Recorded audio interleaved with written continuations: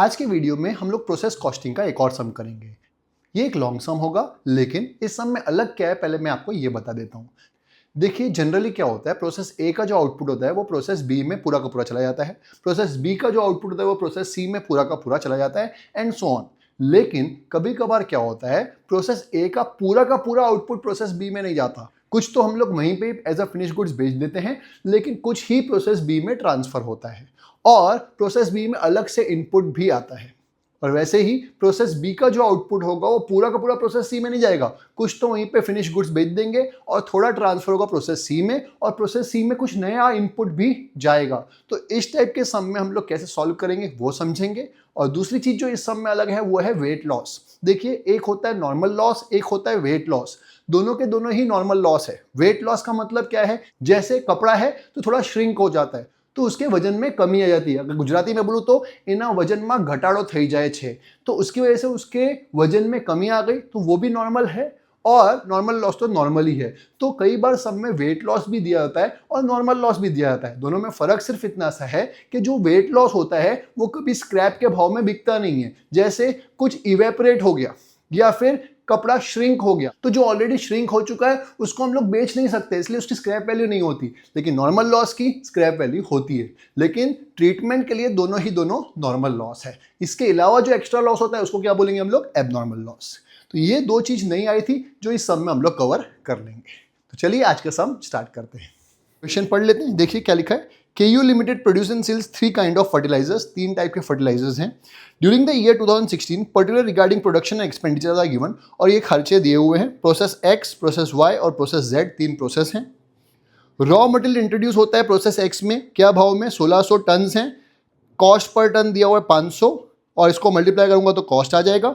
और ये सारे एक्सपेंसेस दिए हुए हैं।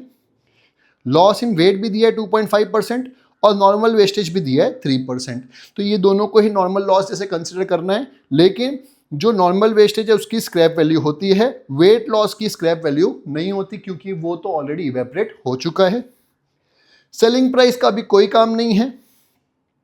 सेलिंग प्राइस पर टन का कुछ काम नहीं है, क्योंकि हमको तो सिर्फ प्रोसेस अकाउंट बनाना है, हमको कॉस्ट का ही काम होता है। अगर हम लोग trading profit and loss account बनाते हैं तो सेलिंग प्राइस का काम आता प्रॉफिट निकालने के लिए। अभी फिलहाल कुछ काम नहीं है, एक्चुअल प्रोडक्शन दिया हुआ है।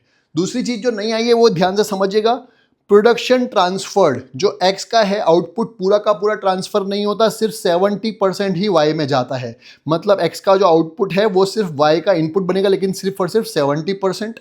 In the same way Y का जो आउटपुट है वो उसका 60% ही जाएगा Z के अंदर, और Z जो है वो पूरा का पूरा फिनिश गुड्स बन जाएगा।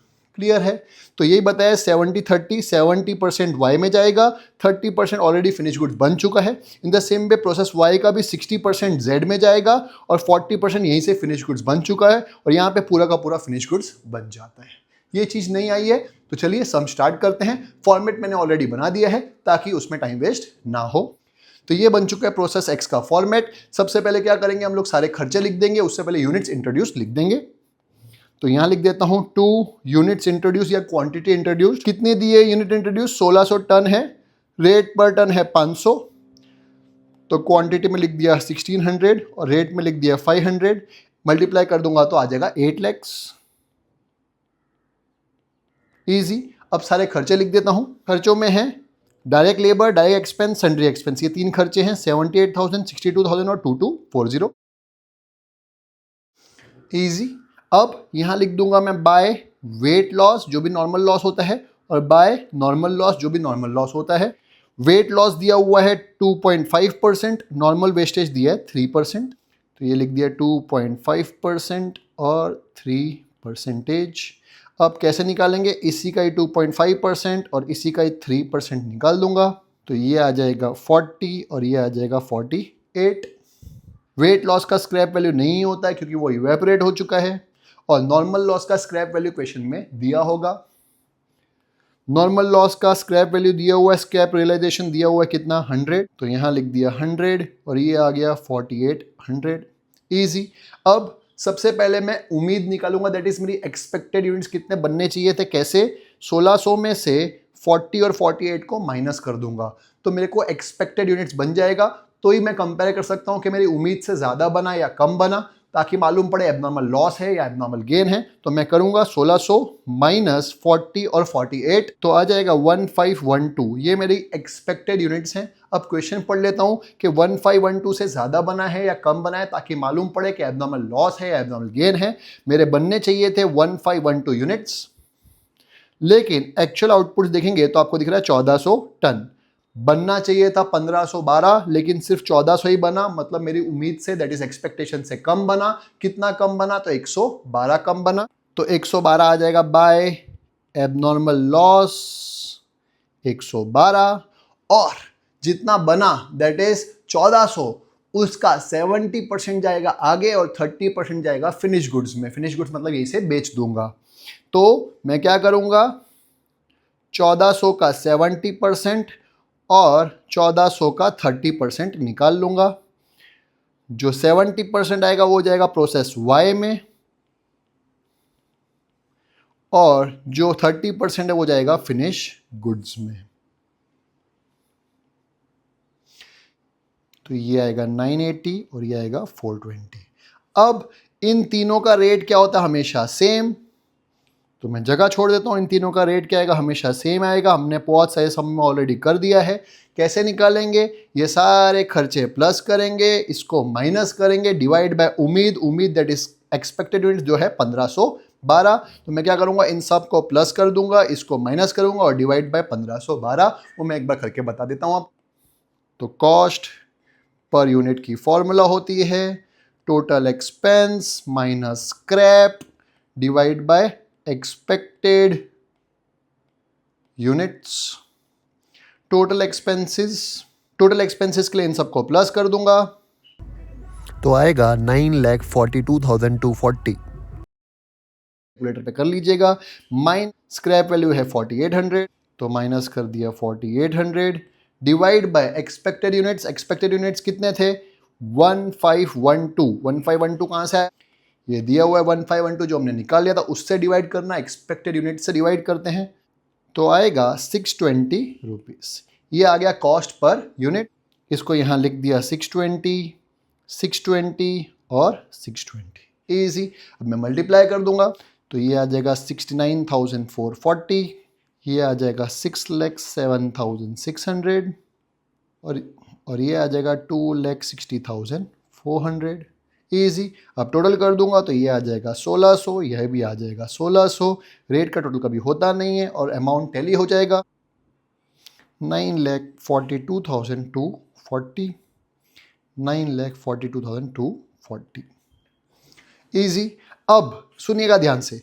अब हमारे पास तीन आउटपुट दिख रहे हैं, एक तो एबनॉर्मल लॉस दिख रहा है, एक फिनिश गुड्स दिख रहा है और एक प्रोसेस वाई दिख रहा है। सिर्फ ये प्रोसेस वाई जो है वो ही प्रोसेस वाई में ट्रांसफर होगा। ये तो ऑलरेडी फिनिश गुड्स बन चुका है, ये एबनॉर्मल लॉस अकाउंट में ट्रांसफर होगा, जो हमको बनाना नहीं है। हमको इस सम में सिर्फ प्रोसेस अकाउंट बनाने हैं, तो ये सिर्फ और सिर्फ इतना ही प्रोसेस वाई में जाएगा। तो ऑलरेडी मैंने प्रोसेस वाई बना दिया है, तो यहाँ लिख देता हूँ टू प्रोसेस एक्स 980, 620 और 6,07,600।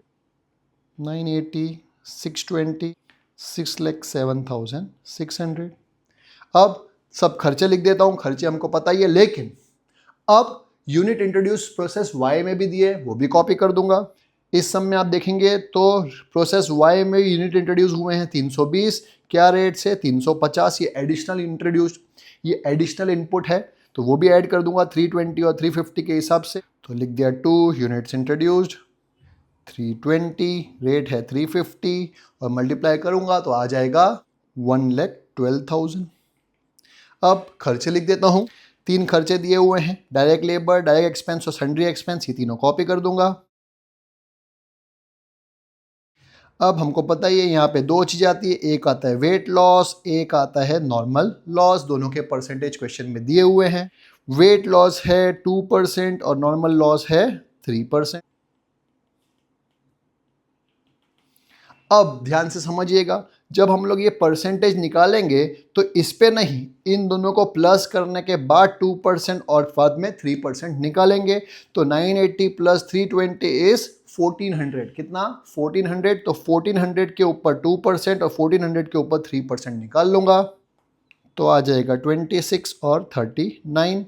वेट लॉस कभी बिकता नहीं इसलिए dash. Scrap value of normal loss दी होगी क्वेश्चन में, स्क्रैप वैल्यू दी हुई है, देखिए स्क्रैप रियलाइजेशन दी हुई है कितना 80 रुपीज़, तो यहाँ लिख दिया 80 और मल्टीप्लाई कर दिया तो 3120 आ गया है। अब हम लोग को देखना है हमारे एक्सपेक्टेड यूनिट्स कितने थे। एक्सपेक्टेड यूनिट्स कैसे निकालेंगे, इन दोनों को प्लस करके इन दोनों को माइनस कर दूंगा, दैट इज 1400 माइनस 26 माइनस 39, तो आ जाएगा मेरा 1235। कितना 1235, ये मेरे एक्सपेक्टेड यूनिट्स हैं। अब देखते हैं इससे ज़्यादा बने या इससे कम बने। अगर इससे ज़्यादा बन गए तो एबनॉर्मल गेन और इससे कम बने होंगे तो एबनॉर्मल लॉस। क्वेश्चन पढ़ना पड़ेगा। क्वेश्चन अगर आप देखेंगे तो एक्चुअल प्रोडक्शन दिया हुआ है 1235, हमने जितना सोचा था उतना ही बना है, ना एबनॉर्मल लॉस आएगा ना एबनॉर्मल गेन आएगा, क्योंकि हमारी एक्सपेक्टेड यूनिट्स थे 1235, असली में भी कितने बने 1235। तो इसका मतलब इस प्रोसेस में एबनॉर्मल लॉस या एबनॉर्मल गेन नहीं है। तो क्या बनेगा, सिर्फ दो ही हिस्से करूंगा, जैसे पिछली बार तीन हिस्से किए थे, एक एबनॉर्मल लॉस, एक प्रोसेस वाई और एक फिनिश गुड्स। इस बार सिर्फ दो ही हिस्से होंगे, एक जाएगा प्रोसेस जेड में और एक जाएगा फिनिश गुड्स में। कितना परसेंटेज करना है वो देख लेता हूँ।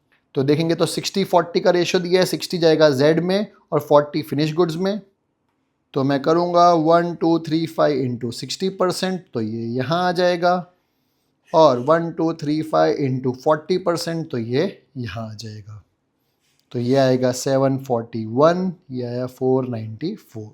अब इसका रेट निकालना है, रेट दोनों का सेम ही आता है। कैसे, इन सब को प्लस, ये minus, divide by expected unit that is 1235। तो सारे एक्सपेंसेस को प्लस कर दूंगा, इन सब को प्लस कर दूंगा, तो मेरे पास टोटल एक्सपेंसेस आ जाएंगे जो आएगा 7,78,700। तो लिख देता हूँ 7,78,700 माइनस स्क्रैप वैल्यू हमने निकाल ली है, स्क्रैप वैल्यू है 3120, तो माइनस कर दूंगा 3120 और डिवाइडेड बाय एक्सपेक्टेड यूनिट्स जो है 1235, तो डिवाइड कर दूंगा 1235 से, तो आ जाएगा मेरा 628 रुपीज़ पर यूनिट। अब ये 628 को यहाँ पे भी लगा दूंगा और यहाँ पे भी लगा दूंगा, दोनों सेम ही आते हैं, मल्टीप्लाई कर देंगे तो आ जाएगा 4,65,348 और 3,10,232। क्लियर। अब टोटल कर देंगे, टोटल करेंगे तो ये आ जाएगा 1400, ये भी आ जाएगा 1400, ये डैश और ये टैली हो जाएगा 7,78,700 से, ये भी आ जाएगा 7,78,700। ईजी। अब जब हम लोग प्रोसेस जेड बनाएंगे तो सिर्फ यही ट्रांसफ़र होगा आगे, क्योंकि ये तो फिनिश गुड्स हैं। तो प्रोसेस जेड बनाते हैं, यहाँ लिख दिया 2, प्रोसेस वाई 741, 628, 4,65,348। ईजी। अब यहाँ पे भी यूनिट इंट्रोड्यूस दिए हुए हैं क्वेश्चन में, 259 टन्स, रेट है 275, तो लिख दिया 259 275, तो ये आ जाएगा 71,225। यहाँ पे तीन खर्चे लिख देंगे, ये तीनों खर्चे दिए हुए हैं 25,000, 10,000 और 1752। अब यहाँ लिख दूंगा by weight loss, by normal loss, दोनों के परसेंटेज क्वेश्चन में दिए हुए हैं। वेट लॉस है 1.5% और नॉर्मल लॉस है 3.5%। 1.5%, 3.5%। अब जब ये परसेंटेज निकालूंगा तो सिर्फ इसका मत निकालिएगा, इन दोनों को प्लस करेंगे, उसका 1.5% और उसका 3.5% निकालेंगे। तो 741 प्लस 259 करेंगे तो आएगा 1000 का 1.5% निकालूंगा तो आएगा 15, और 1000 का 3.5% निकालूंगा तो आ जाएगा 35। इसका स्क्रैप वैल्यू कभी नहीं होता, 35 का स्क्रैप वैल्यू क्वेश्चन में दिया होगा।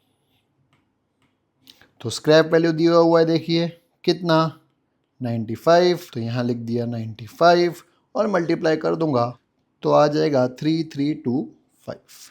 ईजी। अब सबसे पहले क्या करेंगे, इन दोनों को प्लस करेंगे और इन दोनों को माइनस करेंगे, तो मेरे एक्सपेक्टेड यूनिट्स आएंगे जो आएंगे 950। कैसे आया, इन दोनों को प्लस किया था 1000 आया, 1000 में से इन दोनों को माइनस कर दे तो मेरे एक्सपेक्टेड यूनिट्स आ गए 950। अब क्वेश्चन पढ़ते हैं कि 950 से ज़्यादा बना या कम बना। अब एक्चुअल प्रोडक्शन अगर आप देखेंगे तो दिख रहा है 975, मैंने एक्सपेक्ट किया था 950 बनेगा, लेकिन बन गया 975। मेरी उम्मीद से ज़्यादा बन गया। उम्मीद से ज़्यादा बन गया उसको क्या बोलते हैं? एबनॉर्मल गेन, जो आएगा 25। तो यहाँ लिख दिया 2 एबनॉर्मल गेन, जो आएगा 25। और जो 975 बना है वो पूरा का पूरा फिनिश गुड्स में जाएगा। क्यों? क्योंकि इसके बाद कोई प्रोसेस नहीं है। तो यहाँ लिख दिया बाय फिनिश गुड्स 975। अब इसका रेट और इसका रेट हमेशा सेम होता है। वो कैसे निकालेंगे? हमको पता है, इन सब खर्चों को plus, scrap value minus, divide by 950। इन सब को प्लस करूंगा तो आ जाएगा 5,73,325। स्क्रैप वैल्यू जो है 3325, तो माइनस कर दूंगा 3325, डिवाइडेड बाय एक्सपेक्टेड यूनिट्स भी हमारे पास क्वेश्चन में है, जो है 950।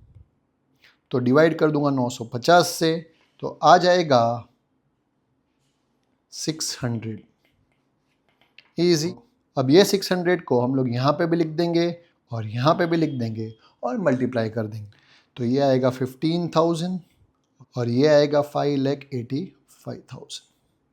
इजी।